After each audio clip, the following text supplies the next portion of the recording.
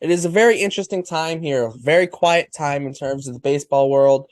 But there's still some interesting things to look at, and there's still some very interesting to look at in terms of the Red Sox roster, because we all know Rafael Devers, we all know, some of the big names on this team, but there could be some very unheralded names that could lead to Red Sox success in 2023. Who are they, and what can they contribute to the 2023 team? Luke and I will both pick one player and explain why we think they will be unheralded contributors to the 2023 Red Sox. So let's dive straight into it. You're watching Bleacher Brawls. My name's Derek. I'm here with Luke, and let's get straight into it. So I'll hand this off to Luke first of all. Here, obviously, we're picking a player who we think is going to be an unheralded, maybe underrated, or just someone who's not, a main piece of the team, but still will play an important role for the 2023 Red Sox if they go on to be successful. So Luke, go ahead. Who's your player, and why'd you pick them? Matt Barnes, because he won't be on the team anymore, blowing games. No, I am going with who I believe I think has to be the primary catcher, Reese McGuire. He's a very good defensive catcher, that's why they got him. That's the main reason they acquired him for Jake Diekman of all people. So getting rid of Diekman was a huge addition by subtraction move anyway. So I didn't even care who Reese McGuire was when the trade was announced. I was just thinking last year, oh, great, they got rid of Diekman. And then McGuire turned out to be such a breath of fresh air. He's a really good defensive catcher. And he hit really well in those 36 games he played here last year. His slash line was a 337 average, 377 OBP, 500 slugging, and 877 OPS with 3 home runs, 12 RBIs, 5 doubles, and a triple in 98 at bats. Now, clearly, that slash line is not the reality of what he will do in a full season, not even close. But it shows that he can be a strong offensive contributor in stretches. There's lots of competition for the catcher role right now, which I think is also a good thing. So he won't be complacent and thinking, all right, I'm the guy who's going to be catching 4 games out of every 5 here. The Red Sox have Connor Wong and Jorge Alfaro and Ronaldo Hernandez, at least in the mix. That they'll all be in spring training, I'm assuming. So I think he's going to be a really good piece on both sides of the ball. His 162 game averages, slash line of 256, 301, 381, and 683 with 8 home runs and 34 runs batted in. 111 hits, 27 doubles. That's pretty good production from the catcher spot. So I think he'll help much more than people think he will. And the clamor for Christian Vasquez, who's in Minnesota now, I think it'll die down a bit. I know people loved Christian Vasquez, but I think when we see what Reese McGuire does as the primary catcher for a full season, it won't be like, oh God, I miss Vasquez. It'll be more like, all right, good. Yeah, we got a pretty good guy there. His personal issues off the field will always sour some people on him a little bit, but Major League Baseball is about production on the field first and foremost. I think we're going to be happy with him, and I think he'll get some key hits, and he'll be a solid defensive presence behind the plate, and I think we'll be happy with him this year. Yeah, I think that's fair. I mean, main thing from a catcher is defense nowadays. If you get your defense, like the Astros and Martin Maldonado, they got their defense. They didn't care about anything else. They didn't care that he didn't hit at all.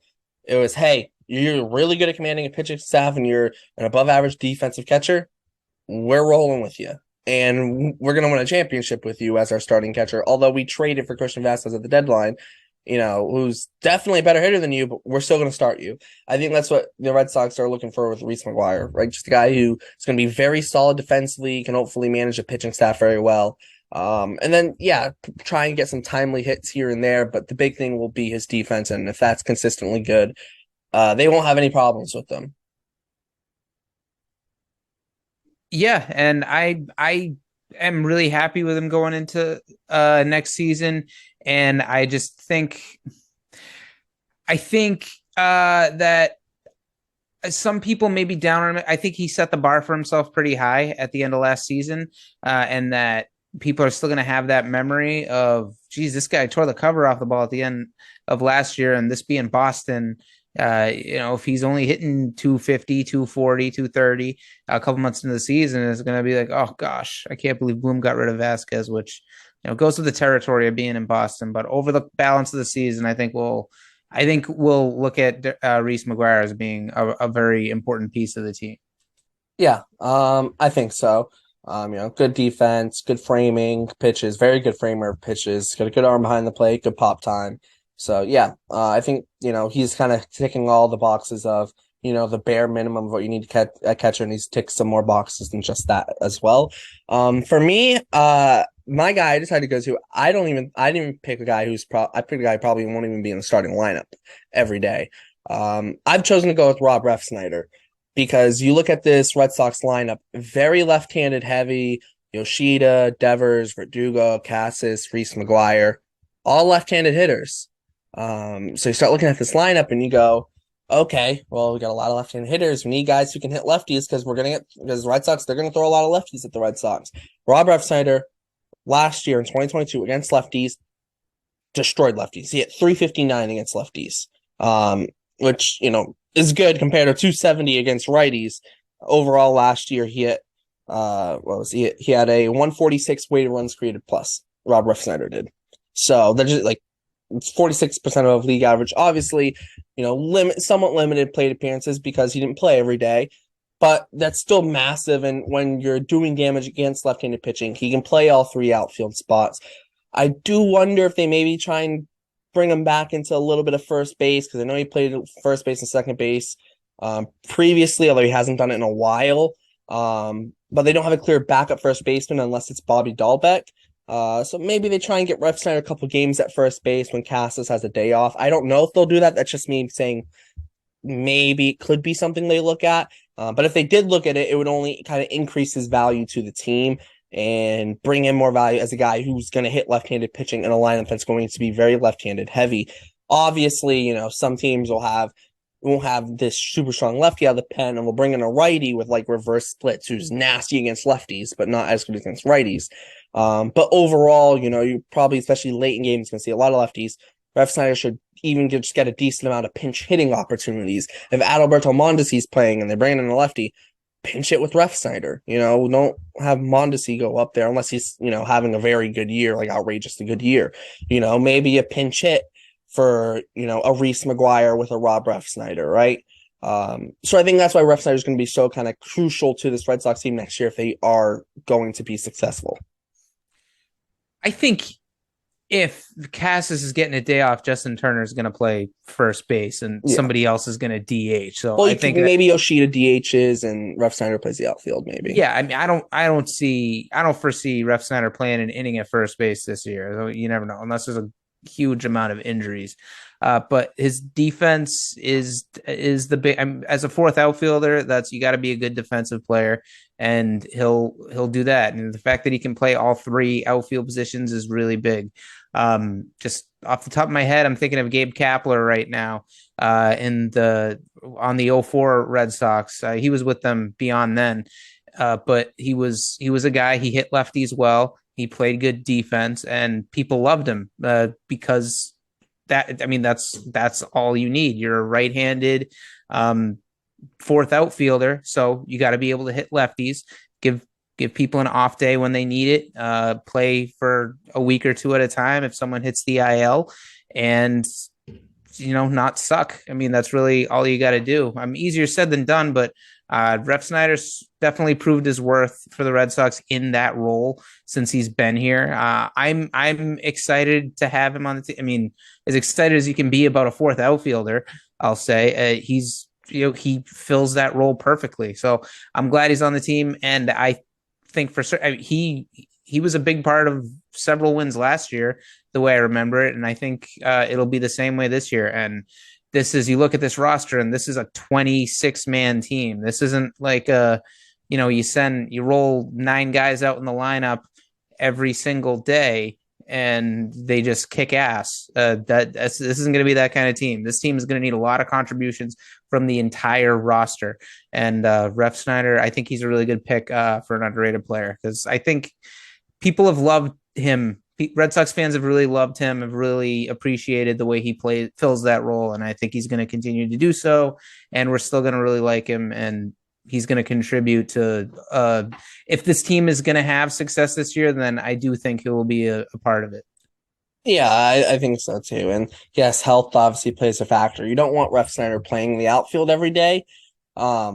But also too, you look at it, it's a lot worse options that you could then, rob Refsnyder if you end up having to get to him playing outfield every day. Aaron Hicks. Yeah, Jaron For Duran, one. no offense. Jaron Duran. No offense to Duran, I still have hope for him, but it's not looking bright.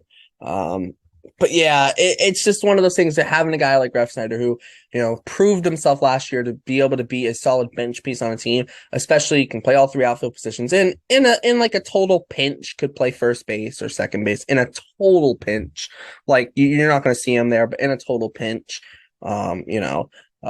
it's nice to have. And then you obviously start looking at the bench pieces, whether it's Arroyo or Mondesi, can play second, third, and short, whichever one of them's on the bench more often. So it seems like this kind of team starting to come together, like really come together. We're starting to see the pieces kind of fall into place. Obviously, missing Trevor Stories, it's a big deal, but this, like you said, it's going to be a 26-man roster. And honestly, it's not just going to be 26 man. It's going to be 32, 34, 35. Yeah, true. It's good. It's not going to be just 26 guys. Guys will get injured at some point, even if, a guy goes down for a week, you still got to have a guy step up. So I think that's kind of what you're looking for in a guy like Rob Refsnyder. I had no idea he'd ever even played first base, so that would make him more valuable. But he's played second base too. Okay. Well, I think there's a better chance of us seeing Connor Wong play second base this year than there is of seeing Rob Refsnyder play first base. Yeah, maybe. But it's just one of those things, like in an absolute pinch, like you have experience there. It makes him a little more valuable. Yeah, and if for whatever reason they came into spring training and said, "Hey, we'd like you to get some reps at first base. We're not going to play you much, but you might play 5 games there this year. Even just 5 games, might help a little bit." I know, like the Rays with Hunter Renfroe in 2020 played him there for like 2 games or like 2.5 games, and it's like overall it doesn't really do much, but helps a little bit. Although he was not that good in 2020, but How many balls did he throw in the bleachers from first base? He probably didn't throw that much from first base. That's the thing. That's probably why they put him there. Probably. All right.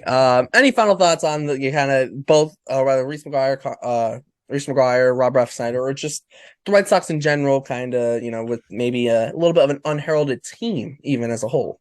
Just that if this Red Sox team is good this year, then there's going to be a lot of significant contributions from a lot of under the radar players, because this isn't a team full of superstars. If they do well this year, it's going to be a lot of 2013 vibes, like guys coming from out of nowhere. Like, oh, really? This guy? All right. Awesome. I wasn't expecting Johnny Gomes to hit 3 walk-off home runs or, whatever. Like, it's going to be it's a very under the radar team that hopefully will surprise a lot of people. Yeah, I think that's the hope, being optimistic. You're hoping that, maybe comparing to the 2013 team is kind of putting lofty expectations. But, you start looking at this Red Sox team and you go, you know what, like maybe the 2021 team's a better comparison with just a little bit less star power because you don't have Bogarts or whatever. But that might be a closer comparison. Also, too, you're not putting World Series expectation on them if you say 2013. But no, it's that sense of, you're getting a team. Yes, you got your guy like Rafi Devers there, but there's some still pieces around them that if they gel and they work together, could make a very good team. Yep. All right.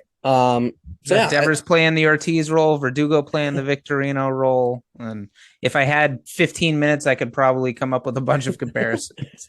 Yeah, I think that's a good place to wrap it up, though. So make sure let us know in the comments your thoughts on this Red Sox team, and Rob Refsnyder and not Connor. Oh my God, Reese McGuire. I'm losing my train of thought. Being kind of our unheralded players for the Red Sox. So let us know your thoughts on that. Make sure to like, comment, subscribe, hit the notification bell, all that good stuff. Make sure to check out all our Bleacher Brawls links in the description, the Bleacher Brawls website, podcast, Instagram, and Twitter, plus all the crew's Twitters. For Luke, my name is Derek. Thanks for tuning in to Bleacher Brawls, and we'll see you next time.